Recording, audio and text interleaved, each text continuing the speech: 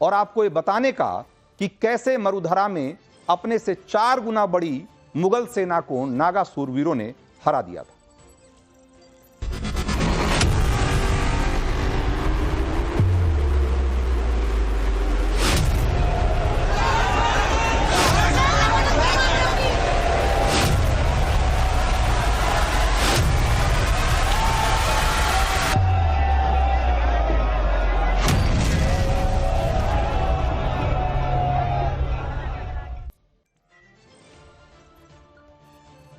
तो राजपुताने के गौरवशाली इतिहास की अनगिनत कहानियां पूरा देश जानता है। राणा सांगा से लेकर महाराणा प्रताप तक एक से बढ़कर एक राजपूत महायोद्धा और उसी तरह उनके शौर्य की रोमांचित करने वाली गाथाएं।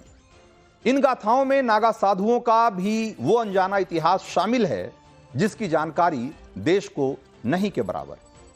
मूड मीटर के स्पेशल महाकुंभ सीरीज में आज नागा साधुओं के प्रचंड पराक्रम की वो महागाथा जब उन्होंने राजस्थान के प्रसिद्ध तीर्थ खाटू श्याम की रक्षा के लिए अपनी जान की बाजी लगा दी थी और 55,000 की संख्या वाली मुगल सेना में से 22,000 मुगल सैनिकों को मौत के घाट उतार दिया था। मुगल सेना को इतनी बड़ी चोट इससे पहले कभी नहीं पहुंची थी।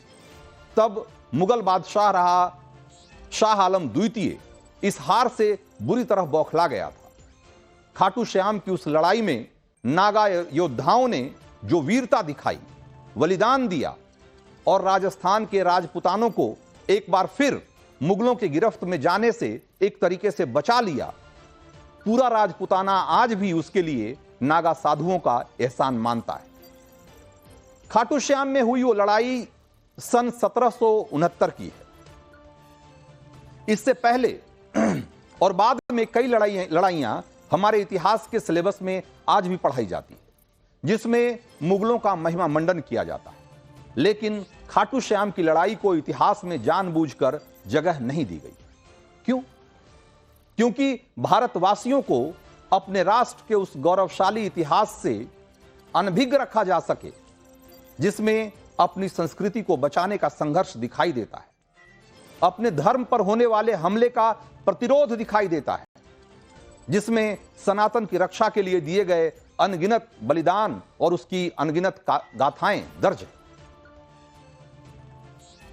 तो वो सन 1779 का साल और जुलाई का महीना था जब 55,000 मुगल सैनिकों को लेकर मुगल सिपहसालार मुर्तजा खान दिल्ली से जयपुर की तरफ बढ़ा था। मुगल सल्तनत से तब फरमान जारी हुआ था कि जयपुर राजघराने से खिराज यानी कि टैक्स वसूलो या फिर उसे मिट्टी में मिला दो। इसके लिए जयपुर पर दो तरफा हमले की प्लानिंग की गई।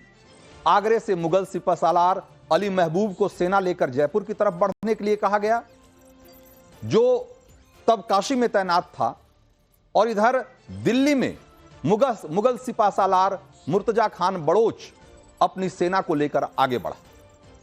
मुर्तजा खान मुगल सेना लेकर आगे बढ़ा तो राजपूतों ने 6 जगह पर उसे रोकने की कोशिश की। पहले नारनौल में, फिर नीम का थाना के पहाड़ के आसपास, वहां शेखावत सेना संख्या में बहुत कम थी हालांकि, और 6 घंटे में ही वो लड़ाई हार गए और दोनों तरफ से 2000 लोग मारे गए उस युद्ध में। उसके बाद मुर्तजा खान उदयपुर वाटी से थोई और थोई से श्री माधोपुर, रिंगस और इस तरीके से पूरे इलाके को लूटता हुआ खाटू श्याम पहुंच गया। 143 किलोमीटर लंबे रास्ते में मुर्तजा खान को जितने भी मंदिर मिले उस सबको ध्वस्त करता चला गया, सबको उसने लूट लिया। और मुर्तजा खान का अगला निशाना खाटू श्याम मंदिर था जो आज राजस्थान के सीकर जिले में पड़ता है। खाटू श्याम मुगल सेना के निशाने पर क्यों था? तो इसकी बड़ी वजह खाटू श्याम मंदिर में राजपूत राजघराने की आस्था थी। इसे ध्वस्त करने का मतलब राजपूती शान को सीधे सीधे चोट करना था। राजपुताने के राजाओं ने तब मुगल सेना से लड़ने के लिए दादूपंथी नागा साधुओं की छावनी से मदद मांगी थी, जिसके प्रमुख उस समय थे संत मंगलदास। तो वो जिस दिन का वाकया है वो रक्षाबंधन का दिन था और तारीख थी 28 जुलाई 1779। मंगलदास ने तब वचन दिया था कि वो खाटू श्याम की तरह अपना वचन निभाएंगे। सिर कटे तो कट जाए, मुगलों को खदेड़े बिना नागा सेना युद्ध के मैदान से लौटेगी नहीं।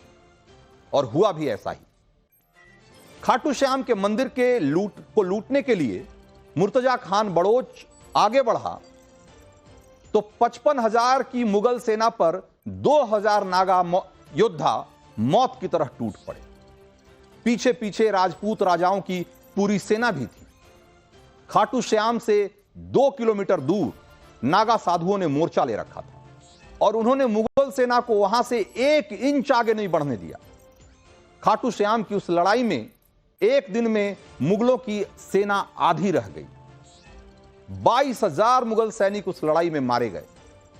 संत मंगलदास समेत 2,000 नागा योद्धाओं ने अपने प्राणों का बलिदान दिया और अपना वचन निभाया।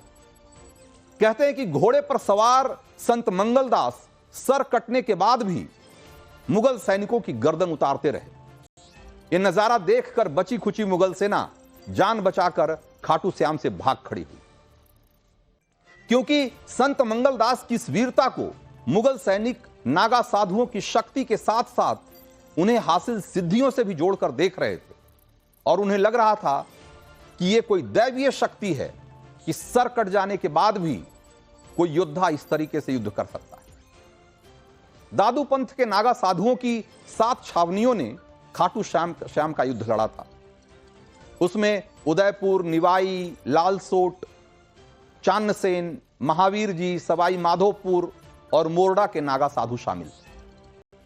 दादूपंथी नागा साधु अपनी परंपरा में सिर्फ एक लंगोट पहनते हैं और 5 हथियारों से युद्ध लड़ते हैं और ये शस्त्र हैं तलवार, ढाल, धनुष्बाण, भाला और कटार।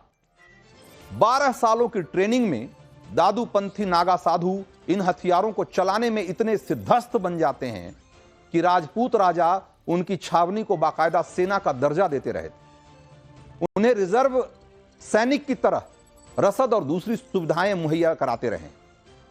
राजपुताने में 1-2 नहीं बल्कि 33 लड़ाइयों में नागा साधुओं ने अपना पराक्रम दिखाया।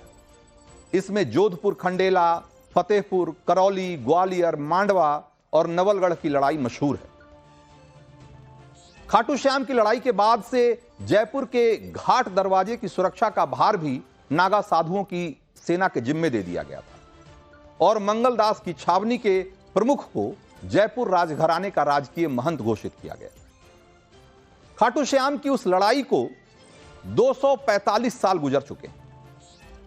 नागा साधुओं के उस बलिदान के सम्मान में आज भी पूरा राजपुताना सिर नवाता है। खाटू श्याम मंदिर से 2 किलोमीटर दूर रणखेतर नाम की एक जगह है जहां संत मंगलदास की समाधि है। उन्होंने रक्षा बंधन पर रक्षा का वचन दिया था और उसको उन्होंने निभाया भी, अपने प्राणों की आहुति देकर निभाया। इसलिए आज भी हर साल रक्षाबंधन के दिन दादू पंथ के अनुयायी और शेखावटी के राजपूत और डूंगरी के नाथावत राज परिवार के लोग उनकी समाधि की पूजा करने आते हैं और वहां रात्रि जागरण करते हैं। तो सनातन धर्म की रक्षा के लिए नागा साधुओं के सर्वोच्च बलिदान और अनुपम शौर्य की ऐसी अनगिनत इतिहास गाथाएं इतिहास में दबा दी गई, जिन्हें आज हम खोजकर आपके सामने ला रहे हैं। और आपसे भी अपील है कि सनातन की इस गौरव गाथा को आगे बढ़ाएं, इसे शेयर करें, लोगों तक पहुंचाएं, ताकि हमारे सामने अपने गौरवशाली इतिहास का वो पन्ना खुल सके जिसे जानबूझकर दबा दिया गया। तो महाकुंभ नागा सीरीज में हम आपको नागा साधुओं की अद्भुत वीरता की अब तक 8 गाथाएं सुना चुके हैं। उसी के साथ नागा साधुओं की परंपरा और उनकी विरासत की जानकारियां भी आप तक पहुंचा रहे हैं। ये 13 जनवरी से शुरू होने वाले प्रयागराज महाकुंभ पर हमारी खास प्रस्तुति है और इस सीरीज में हम नागा साधुओं की ऐसी अनसुनी कहानियां आप तक पहुंचाते रहेंगे जो आपको चौंकाएंगे भी और आपको गर्व से भर देगी। इसके साथ साथ महाकुंभ से जुड़ी हुई और भी ऐसी अनसुनी गाथाएं और कहानियां जिसके बारे में इस देश को बहुत कम ही बताया गया है, हम उसे भी आप तक पहुंचाएंगे। और हमारी आपसे अपील है कि आप ज्यादा से ज्यादा इसे शेयर करें ताकि आप अपने इतिहास के उस स्वर्णिम पक्ष से वाकिफ हो सकें जिससे अब तक आपको अनभिज्ञ रखा गया है। तो देश का मूड मीटर में आज वक्त इतना ही है। मुझे दीजिए इजाजत। ब्रेक के उस पार बिग एंड बोल्ड।